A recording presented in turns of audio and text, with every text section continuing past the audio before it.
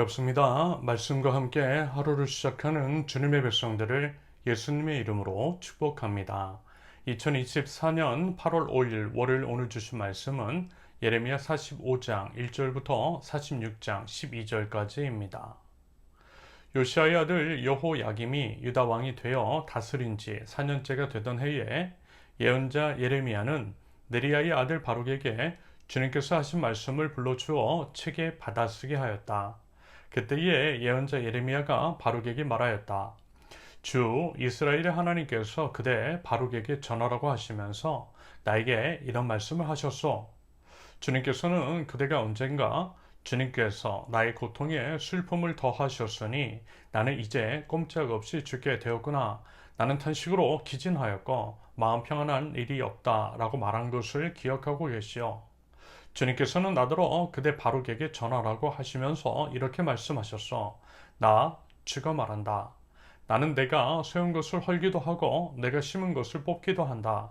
온 세상을 내가 이렇게 다스리거늘 내가 이제 큰 일을 찾고 있느냐? 그만두어라. 이제 내가 모든 사람에게 재앙을 내릴 터인데 너만은 내가 보호하여 내가 어디로 가든지 너의 목숨만은 건져주겠다. 나 주의 말이다. 이것은 이방 민족들에게 전하라고 예언자 예레미야에게 하신 주님의 말씀이다. 이것은 이집트에게 한 말씀으로서 요시아의 아들 여호야김이 유다 왕이 되어 다스린 지 4년째가 되던 해에 유프라데스 강 근처의 갈그미스까지 원정을 갔다가 바빌로니아 왕 느부갓네살에게 격파된 이집트 왕 바로 느고의 군대를 두고 하신 말씀이다. 이집트의 장교들이 외친다. 크고 작은 방패로 무장하고 싸움터로 나아가거라. 말에 안장을 얹고 올라타거라. 투구를 쓰고 대열을 정돈하여라. 창을 날카롭게 갈고 갑옷을 입어라. 주님께서 말씀하신다. 내가 보고 있는 것이 무엇이냐? 그들이 모두 놀라서 뒤로 도망하고 있구나. 그들의 용사들마저도 격파되어 겁에 질려서 뒤도 돌아보지도 않고 정신없이 도망한다. 발이 빠른 사람도 달아나지 못하고 용사도 도망하지 못한다. 그들은 저 북녘 유프라테스 강가에서 비틀거리다가 쓰러져 죽는다. 나의 강물처럼 불어오르는 저것이 무엇이냐? 범람하는 강물처럼 불어오르는 저것이 무엇이냐? 이집트가 나의 강물처럼 불어올랐다. 범람하는 강물처럼 불어올랐다. 이집트는 외쳤다. 내가 강물처럼 불어올라서 온 땅을 덮고 여러 성읍과 그 주민을 멸망시키겠다. 말들아 달려라. 병거들아 돌격하여라. 용사들아 진격하여라. 에티오피아의 군대와 리비아의 군대도 방패를 들고 진격하여라. 리디아의 군대도 활을 당기며 진격하여라. 오늘은 만군의 주 하나님께서 원수들에게 복수하시는 날이다. 오늘은 주님께서 원수를 갚으시는 날이다. 주님의 칼이 그들을 삼켜서 배부를 것이며 그들의 피로 흠뻑 젖을 것이다. 오늘은 만군의 주 하나님께서 북녘 땅 유프라테스 강가로 오셔서 희생제물을 잡으시는 날이다. 처녀 딸 이집트야 길르앗 산지로 올라가서 유황을 가져오너라. 내가 아무리 많은 약을 써보아도 너에게는 백약이 무효다. 너의 병은 나을 병이 아니다. 이제는 너의 수치스러운 소문이 세계 만민에게 퍼졌고 너의 용사들마저 서로 부딪혀 함께 쓰러져 죽었으므로 너의 울부짖는 소리가 온 땅에 가득하다. 아멘. 하나님은 온 우주의 왕, 온 세상, 온 역사의 주관자이십니다. 물론 하나님께서는 모든 피조물들을 사랑하시고 특히 우리 인간에게 자유의지를 허락하셨지만 그것은 분명 일정한 경계, 다시 말해서 하나님의 법이라고 하는 바운더리 안에서만 가능합니다. 물론요, 이 말씀을 들으면 이렇게 반문할 수 있겠어요. 그게 무슨 자유냐고 말입니다.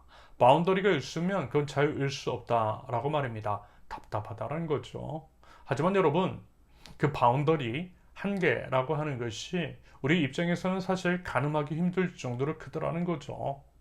예를 들어 하나님께서 우리를 만약에 제가 살고 있는 아파트 단지를 바운더리로 삼으시고 그 안에서만 활동할 수 있도록 그 안에서만 자유를 누릴 수 있도록 하셨다라고 한다면 분명 조금 답답할 수 있을 것입니다.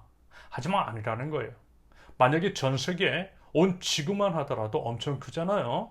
지구 밖으로는 나갈 수 없다라고 하는 식으로 바운더리를 지구로 국한시킨다 할지라도 우리에게 있어서는 너무나 큽니다. 솔직히 모든 나라를 다 경험한 사람도 여러분 거의 없고요. 그럴 수도 없지 않습니까? 말하자면 이런 것입니다. 비록 하나님께서 우리에게 바운더리, 즉 한계를 정해 두셨지만 그것은 우리의 상상 이상으로 크고요. 넓더라는 것. 그러므로 우리는 그 안에서 충분히 자유로울 수 있더라는 것입니다. 그런데 안타깝게도 그렇게 충분히 누릴 수 있는 영역이 있음에도 불구하고 그것 외에 하나님께서 금지하신 것들의 욕심을 부리더라는 거죠. 예를 들어 이미 이제 돼지나 소, 닭 같은 일반적으로 사람들이 많이 먹는 동물이 충분히 있음에도 불구하고 희귀한 동물을 찾아 나서더라는 것입니다. 그래서요 문제가 생기는 거예요. 코로나19의 경우에도 그런 이유에서 발생되었다라고 하는 의견도 있지 않습니까? 결국 하나님께서 이미 충분히 주신 것들에 감사하고 그것들을 누리는 것이 아니라 그럼에도 불만족하며 끊임없이 욕망을 추구하는 것이 문제라는 것이고요. 그로 인해 공멸할 수 있음을 여러분 우리는 경계해야만 할 것입니다. 아무튼 하나님께서는 우주의 왕이시고 역사의 주관자세요. 사람이 역사를 이끌어가고 자기 마음대로 할 수 있다라고 생각하지만 착각입니다. 사람은 결코 하나님을 넘어설 수 없어요. 결국 하나님의 뜻대로 되기 마련이고요. 그러므로 그 하나님 앞에 엎드리고 뭔가를 할 때에 하나님의 뜻을 여쭙고 그 뜻을 순종하는 것, 이것이 지혜입니다. 그래봤자 하나님 손 아래에 있다라는 것입니다. 그래서 보세요. 지금 예레미야를 통해 나누고 있는 말씀, 유다에 관한 하나님의 심판이 정확하게 그렇습니다. 아무리 요행수를 쓰고 예레미야를 통해 선포된 하나님의 말씀을 하나님의 심판을 부정하고 부인한다 할지라도 그것을 거스를 수 없다라는 것입니다. 오늘 이제 주어진 본문의 내용은 두 가지인데요. 결국 한 말씀이고 둘 다 여호야김 넷째 해에 예언자 예레미야에게 임한 말씀입니다. 하나는 유다에 관한 내용이고요. 다른 하나는 유다가 심적으로 의지하고 있는 이집트에 관한 내용입니다. 먼저 유다에 관한 이야기. 45장 1절부터 5절까지. 예언자 예레미야가 그의 서기관인 바룩에게 이런 말을 하죠. 바룩이 과거 유다의 멸망을 보며 고통과 슬픔을 느꼈고 나라가 망하니 결국 자신도 함께 망하게 되었다라고 망하는 운명이라고 했던 것을 하나님께서 기억하셨더라는 것입니다. 그래서 이제 바룩의 말이 맞고 그렇게 여기고 계시며 그 감정 또한 이해하고요. 유다에게는 분명히 재앙이 내릴 것이라고 합니다. 하지만 뭐라고요? 바룩만큼은 하나님을 경외하고 하나님의 뜻을 따르되 자신의 생명에 위협을 느낄 정도까지 하나님을 선택한 바룩만큼은요. 우리 하나님께서 보호해 주실 것이고 어디로 가든 살려주실 것이라고 말씀하십니다. 여러분 당연히 하나님 이런 분이시잖아요.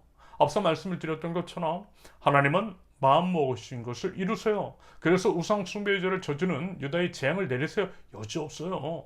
하지만 하나님을 선택한 자, 하나님께 목숨을 건 자들은 반드시 하나님께서 그 목숨을 살려주시더라는 것입니다. 이것은 하나님의 약속이고 하나님은 약속을 반드시 지키시는 분이십니다. 여러분 그 하나님을 믿으실 수 있기를 바랍니다. 저 나는요. 개척인지 과정 가운데 그 하나님을 경험했습니다. 완벽하지는 않아도 하나님 앞에서 하나님의 뜻을 이루기 위해 몸부림쳤어요. 불에 타협하지 않으려고 했어요. 그래서 위기를 경험했어요. 부당한 일을 당했고요. 아무것도 없이 나오게 되었습니다. 하지만 보세요. 살려주시잖아요. 하나님께서 살려주셨습니다. 그래서 이 자리에 있을 수 있는 것이고요. 그 하나님을 신뢰하고 의지하자라고 말씀을 드릴 수 있는 것입니다. 하나님은 하나님께 목숨을 건 자들의 목숨을 반드시 지키시는 신실하신 주님이신 줄로 믿습니다. 그 하나님을 신뢰하시고요. 그 하나님의 선택을 따르실 수 있기를 바랍니다. 이어서 이제 46장부터는요. 46장 1절에서 언급을 하고 있는 것처럼 유다 주변 이방 민족들을 향한 하나님의 심판에 관한 기록입니다. 그러면서 이제 가장 먼저 그 당시 강대국인 이집트, 그래서 유다 백성이 하나님보다 더 의지를 했던 이집트에 관한 심판의 메시지가 선포됩니다. 3절과 4절의 기록처럼 이집트의 장교들이 완전 무장을 하고 싸움터에 나갔지만 5절 이하의 기록처럼 무참하게 패하고 다들 쓰러져 죽게 된다라고 하세요. 그래서 이집트의 명성은 사라지고요. 그들을 울부짖는 소리가 가득하게 될 것이라고 말씀하십니다. 그러면서 성경이 이렇게 진술하죠. 10절 오늘은 만군의 주 하나님께서 원수들에게 복수하시는 날이다. 오늘은 주님께서 원수를 갚으시는 날이다. 분명 이집트는 유다가 하나님보다 더 의지하고 신뢰하는 이집트는 지금 바빌로니아 군대와 싸우는 건데 성경은 뭐라고 말씀하고 있어요? 하나님께서 마치 이집트 군대와 싸우시는 것처럼 묘사합니다. 무슨 얘기예요? 이 싸움은 이집트와 하나님과의 싸움이라는 것입니다. 이집트와 바빌로니아의 싸움이 아니라는 거죠. 하나님을 거스르는 이집트를 의지하는 유다에 대해서 하나님께서 바빌로니아를 사용하셔서 심판하신다라고 하는 것입니다. 그래서 여러분, 하나님 보셔야 되는 거예요. 만물의 주관자, 역사의 주관자이신 하나님 보셔야 되는 거예요.